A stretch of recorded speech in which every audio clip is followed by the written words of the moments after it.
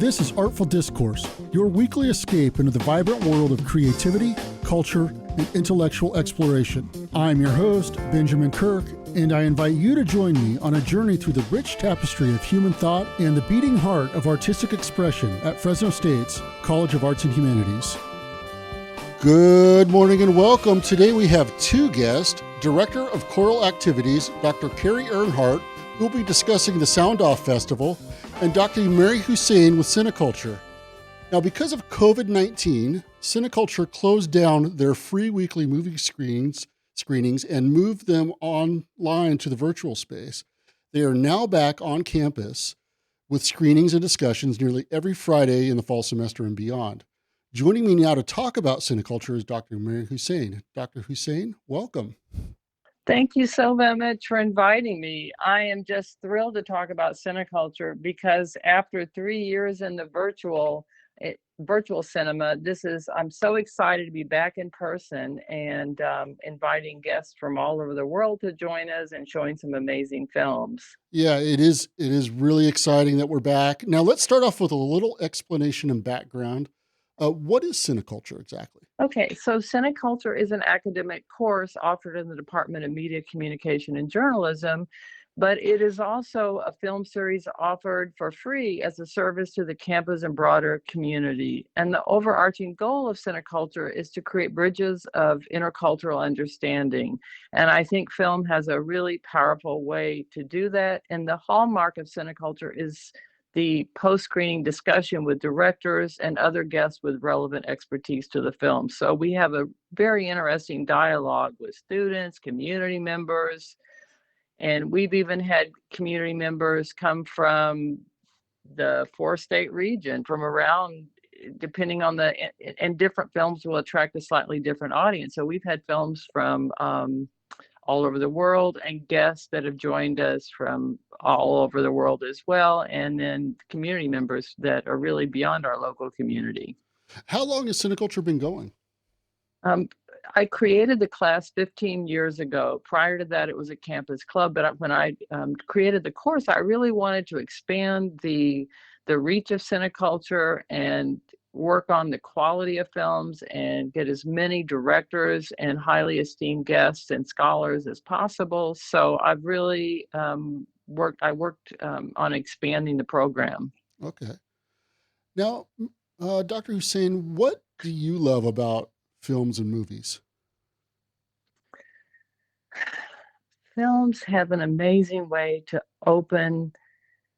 raise awareness, to immerse you in a culture maybe outside of your own, and create conversations.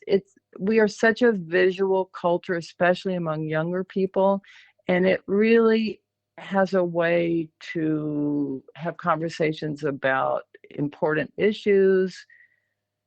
And I've always been a cinephile. I love international films, and I always have, way before I was involved with CineCulture. So with CineCulture too, every week is a new adventure. When you open up your class to the public, you never know exactly what's going to happen. And so I love film, and I love the conversations that we have at CineCulture. Yeah. Now, as previously mentioned, CineCulture is back in person, and the first two screenings, one for the Armenian film Aurora Sunrise and the other for the French film Stay With Us, have already happened. But which films are you excited about this semester? What are you looking forward to? Honestly, I'm excited about all of them. On September 15th, we'll be screening The Investigator, and I'm thrilled to share that the investigator featured in the film, who is from Czechoslovakia, he's currently working at the United Nations, will be joining us in person, Vladimir Druzo. Oh, that's exciting. And yeah, it is. And he's a Czechoslovakian law enforcement officer, and he investigated Bosnian war crimes. And so he's going to be telling his story. So it's an intriguing documentary. Yeah. Now on our blog, FresnoStateCAH.com, we posted all of the movies, and you have them on your CineCulture website. Yes, thank you so very much. On the blog, we also have the trailers, and I watched the trailer for this movie, and it looked very, very intriguing, just very interesting, Can you talk a little bit about it? About the investigator. Yes.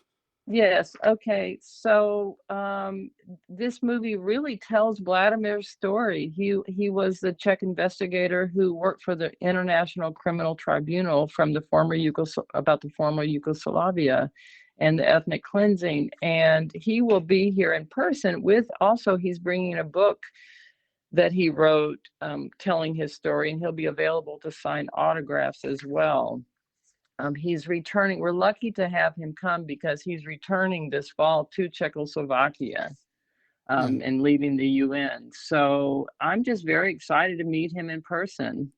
now there's one film when I was going through that really stood out to me and really kind Hmm. of the trailer just touched me kind of deeply. And that is Lighting Up the Stars on September 29th. Oh, that is such a beautiful film. And we're so lucky to have Dr. Ed Emanuel as our discussant for this film. Dr. Emanuel has, as you probably know, is a professor emeritus from the theater department. Mm-hmm. He's also continues working as a screenwriter. And this is a beautiful Chinese film. He's spent a lot of time in China. He's currently on his way back from working in Taiwan as a film instructor, and he started a program there. So he's one of the very first people I reached out to when I became involved with CineCulture. So he's been a guest. He's been presenting films for 15 years.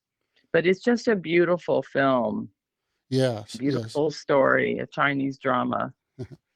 Now, I am kind of curious though, how are the movies chosen? And, what makes cineculture unique to say going to the movie theater? Well, you're probably not going to see the major blockbusters. I work directly with independent filmmakers and more indie distributors. So I do acquire screening rights for these films. So they're films that probably wouldn't come to our community in any other way. So this is really an opportunity, and actually, how each film is chosen kind of has its own story. Some of them. So I've been doing this for a while. So Mm-hmm. there are certain distributors that I know that are really good to work with, and I'll look at their upcoming films, and then sometimes people will suggest films to me, but I also follow various festivals and look at what's coming, including a lot of international film festivals. So it's really, I watch a lot of movies. How are they selected? Probably for every film that's selected, I watch probably 10 to find one film. Wow. So it's really a labor of love. I'm really passionate about film, particularly independent international film. So it's a really unique opportunity. We've had many films that have been the California premiere or even the U.S. premiere, or films that aren't even available in this country. Now, it seems to me that the films you choose seem to be very intentional and each have kind of an importance of their own, but just kind of in general, why are these films important? Well, they all have some kind of cultural component in them. So they're telling stories about, well, I'll give you an example. I've shown quite a few films about immigration, and many of them are immigration. I remember one many years ago takes place in France, but sometimes people can come to an understanding of their own community more if they see something happening outside their own community, a Mm-hmm. similar circumstance. So it has a way of creating some empathy and understandings. I'm Yeah. not sure if I answered your question. No, I kind of agree with you. I feel like it provides kind of a window into different cultures, but at the same It does. time, you get that Hmm. it's like you're observing that commonality of humanity. Exactly. And then if you top that with a discussion with the director and get the backstory about Right. how the film was made, and how often do you have a chance to ask a director what their intention was in making the film? Right. And you can tell by the topics of these films are not made to make a lot of money because they're probably not going, but there's Right. usually some kind of underlying motive or goal. I mean, for example, November 3rd, I found this film called Inside Russia. heroes. And for the past year or so, I've been searching for Ukrainian films to shine a light on what's happening there. And Hmm. then I came across this wonderful film from that is distributed in England about resistance in Russia. And I thought that was an important story to be told. It's a documentary. Right. And that one's about a young graffiti artist who has a campaign, kind of a graffiti campaign to subvert the government, right?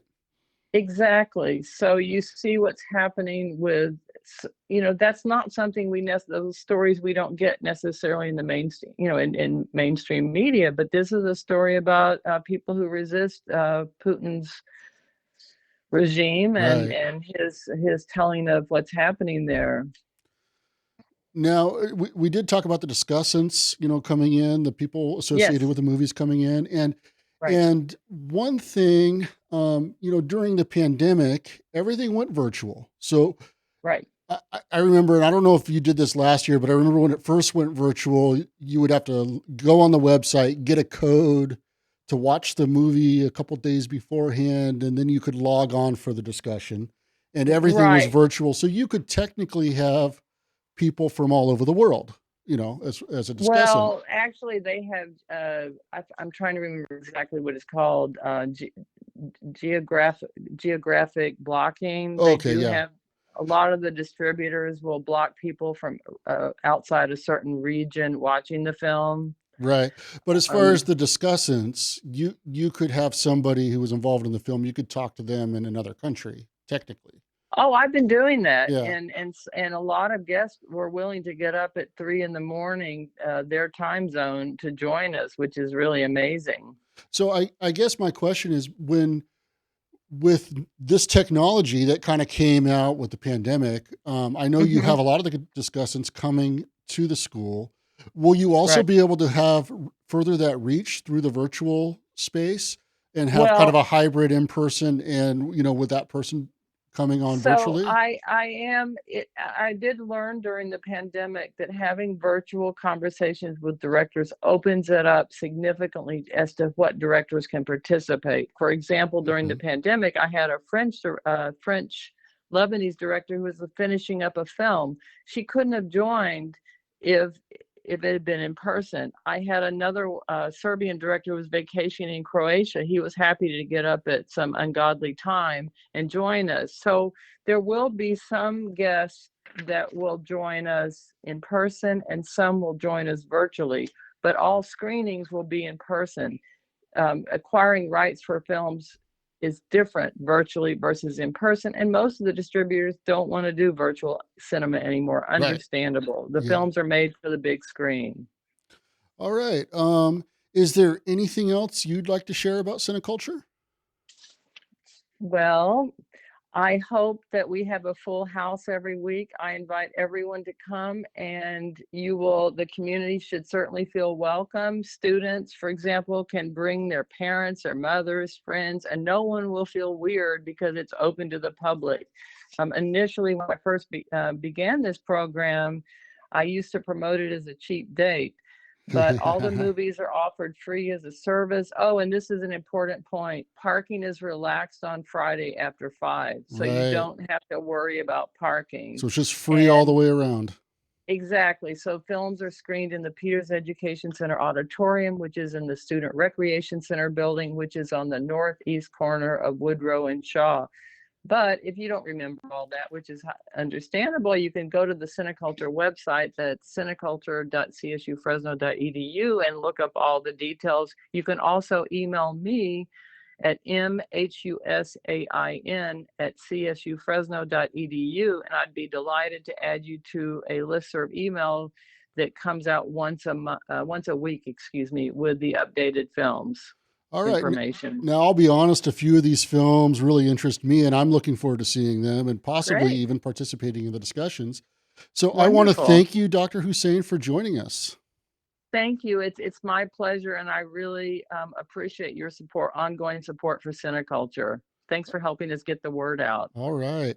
Now, you can find more information about Cineculture and their current lineup at cineculture.csufresno.edu, or for a schedule, And to watch the trailers, go to FresnoStateCAH.com or visit the Fresno State calendar at calendar.fresnostate.edu. All right, next on our program, we have Dr. Carrie Earnhardt, Professor and Director of Choral Activities. Dr. Earnhardt, welcome. Thank you. Now, next week, that's Thursday, September 14th, and Friday the 15th, is the Sound Off Festival for tenor and bass singers. Now, before we get into what Sound Off is and why it's important, I have another question for you about singing. What do I love about singing? Um, well, Only the easy questions. right, Here. only the easy question. Well, if you asked me what I loved about singing in a choir, Mm-hmm. I would tell you that it's the community. Um, there's something really special about voices coming together for a common purpose, and it's just really beautiful. It's just a really beautiful experience to be a part of it, and for me as a conductor to stand in front of students every week and watch them um, find their own voice within the greater voice of the choir is really an extraordinary thing. All right. Sorry to put you on the spot a little bit. Not a problem. Okay. Now, what is Sound Off and why is it important? Sound Off is a 2-day festival that we run here at Fresno State, and it is specifically for tenor bass voices in high school and in middle school. And we bring in a clinician that works with the students for about 3.5 hours each day. Mm-hmm. We split it up. First day is high school, second day is middle school, and it just brings together students from all over the valley to come in and one, to have an experience here at Fresno State, which is really awesome. Two, to get to learn from a top-notch conductor clinician.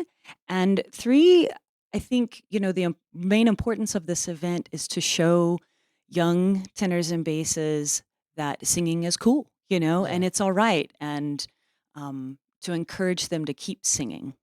So if I was in a choir in one of these schools and I came, what would be the program? How would they move through the festival?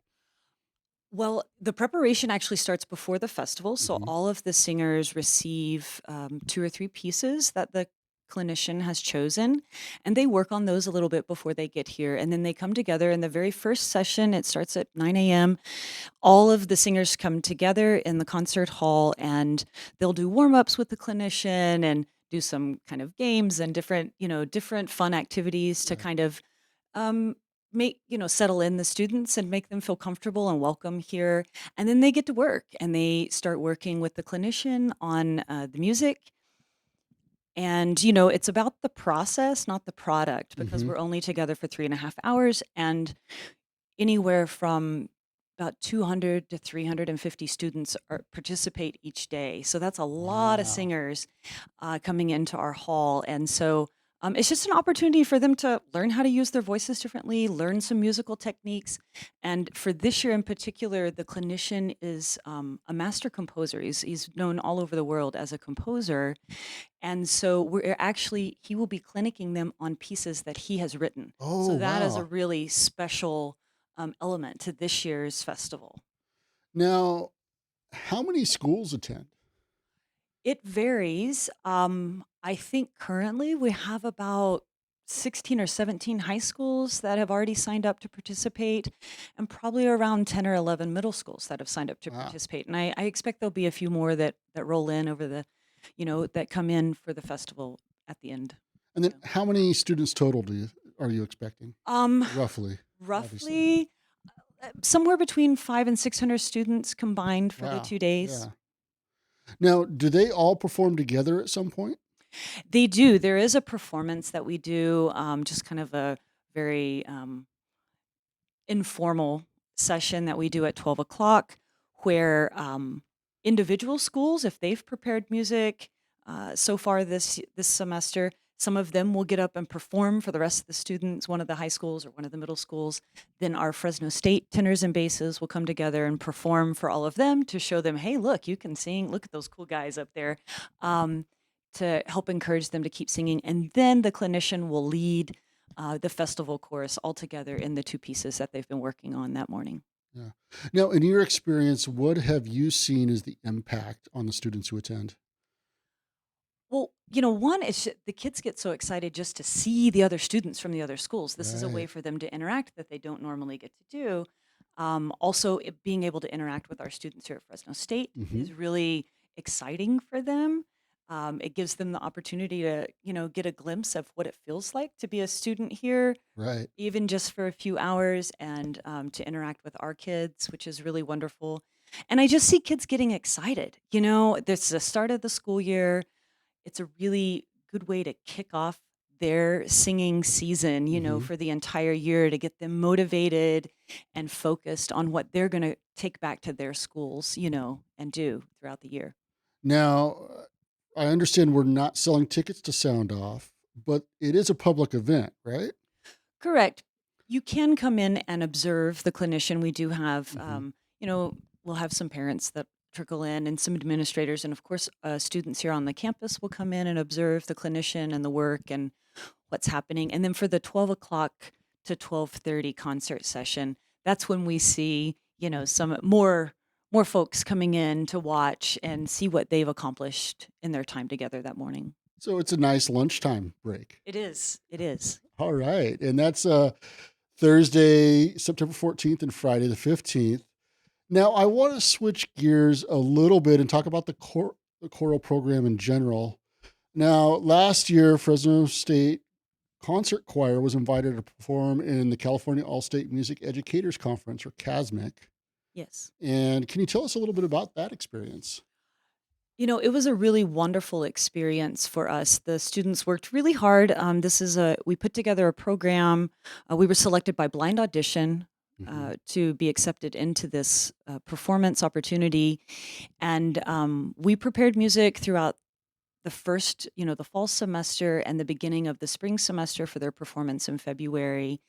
And it was a really great way for us, again, to come together as a community, to work together in tandem with one another for a common goal. And, it was really well received. We were very honored, to be chosen for that. And we felt really good about the performance that we gave, and Yeah. people really received it well. And it was exciting for us. And coming out of COVID, Hmm. it was a really great way for us to refocus our energies and really elevate the program back to where it was before the COVID break. Right. Now, that was at Fresno City College, right? Yes, our performance was actually at Fresno City College. They happened to use that as one of the venues that year for the All State Conference. That's kind of amazing that from a blind audition, you were able to perform locally for this statewide event. Yes, it was really wonderful because it also allowed parents and friends to come in and Right. watch, and of course, our administrators and faculty members that came and supported us. And I was at that show. It was just a fantastic show. Thank you. Just Yeah, we just appreciate you stellar. being there. All right. So what's next for the choral programs at Fresno State? What are you looking forward to this year? Well, we will have our large choral festival. It's one of the largest in the state of California that will hold towards the end of October. And that will culminate in our first big performance of the semester for the concert choir, chamber singers, and the Masterworks chorus. So we're working towards that right now. And we're really excited. Um, we'll have our holiday concert December 3rd. That is always a great event for our community. We're looking forward to our 8th annual MLK concert that will Hmm. happen. We do that in conjunction with our colleagues over at Fresno City College, and that's become a really beautiful event at the beginning of February. And then we're excited that we'll be doing Carmina Burana as Oh, a yeah. as a department. So the concert choir and chamber singers and Masterworks chorus will combine to form one mega grand chorus, Fresno State Grand Chorus, to perform with the Fresno State Symphony Orchestra. And this was actually an event that was originally planned for COVID. Yes. Yes, And the students had a little PTSD when I passed out the music last week, because we will be performing 6 movements from Carmina this fall in preparation for next spring's performance, because it's such a large work. But yes, we were actually in our final dress rehearsal when the world shut down. now, for those who don't think they know what Carmina Burana is, you need to Google it because you actually know what it is. Yes, I yes. think everybody knows what that is once they hear it. And I don't have it in front of me, so unfortunately I can't play it for everybody. But I do want to just talk briefly because you mentioned 3 ensembles. Can you talk about what name those ensembles again and what each one is. Right. So we have the Fresno State Concert Choir, which serves as our major ensemble for our voice majors, and it involves students from all across the campus that are majoring in many different areas. We have students representing pretty much every college on campus that participate in the concert choir, and it's usually around a 50 to 65 voice ensemble. We also have the chamber singers, which is typically about 24 to 30 singers. Okay. Most of them also sing in the concert choir, but we do have a few that do not. It's not a requirement. Right. And again, there's representation from all across campus, many majors that participate in that ensemble, just students that love to sing and want to come in and have a very focused and fun environment to do that in. And so we're really excited about that. We also have the Masterworks Chorus, which meets one evening a week, and it does incorporate some students here on campus, and several of our graduate students in the music department also perform with that ensemble, as well as community members and members of the campus community, as well as the greater Fresno community, come in for that evening, and we work together for about 2 hours on a Tuesday evening, and it's really great. We also have a fourth ensemble on campus that doesn't get a lot of mention, but it's the University Singers. Oh, yeah. And it's a small ensemble, and it's for students that maybe don't have all the time to give to the performing schedule of the concert choir, the chamber singers, which are kind of our flagship ensembles in the choral program, and also for students that maybe singing is something they've always wanted to do, but they've never had that experience. And so it's a great place for them to come in and have a community, learn to sing, learn some of the skill set, and then many of them end up moving into the concert choir later on. All right. Well, Dr. Earnhardt, thank you for joining us today. Well, thanks for having me. I really appreciate it. And a big thank you to Dr. Hussein as well. If you would like more information about any of the events we talked about today, visit calendar.fresnostate.edu for the most up-to-date information. Artful Discourse is a production of the College of Arts and Humanities at California State University, Fresno. The Dean is Dr. Honora Chapman, and the Associate Dean is Dr. Sergio Laporta. This program is written, directed, and produced by me, Benjamin Kirk, the college's communication specialist. The theme song for Artful Discourse is Maiden Voyage by Fresno State music professor Benjamin Boone from his album, Joy. More information about his music can be found at benjaminboone.com. Special thanks to KFSR and FSR Underground General Manager Julie Lindahl for making this show possible. You can learn more about the College of Arts and Humanities and find an archive of our shows at our website, cah.fresnostate.edu, or on our blog, fresnostatecah.com.